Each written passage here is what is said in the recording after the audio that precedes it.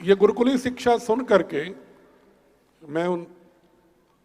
आस्था channel से भी जुड़े हुए सभी श्रोताओं का विशेष रूप से ध्यानाकर्षण करूंगा। इधर कई प्रश्न मुझसे पूछे गए भारतीय शिक्षा बोर्ड के पूर्ण वैधानिक स्वरूप आने के बाद कि आचार्य जी ये बताइए कि ये जो भारतीय शिक्षा बोर्ड है यह कहीं जो जाति व्यवस्था है, जो क्योंकि उनका दिमाग एक जाति व्यवस्था और अंधविश्वास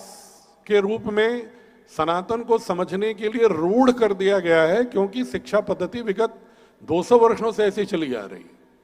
जिन्होंने हमारे सनातन की महिमा को खंडित करने का प्रयास किया।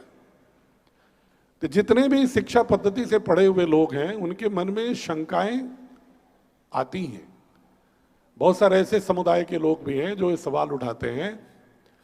कि क्या इस शिक्षा पद्धति से जब आप वेद और वेदानुकूल शास्त्रों की बात कर रहे हैं तो कहीं ये जाति व्यवस्था की सुदृढ़ता की ओर भारत को लौटाना तो नहीं चाहते हैं। उनको मैं बहुत ही स्पष्ट रूप से कहना चाहूंगा, पूज्य स्वामी जी का भी जो विजन हमने देखा है पतंजलि योगपीठ के विस्तार में, और उनसे अनेक विमर्शों के बाद,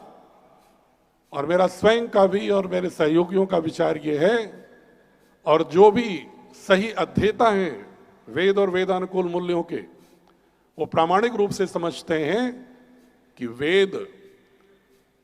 तो सभी प्राणियों में, मात्र मनुष्य में ही नहीं,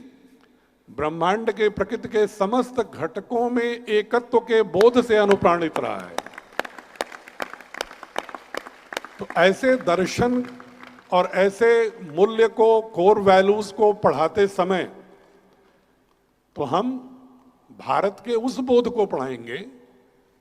जिसमें एकत्व का बोध हो।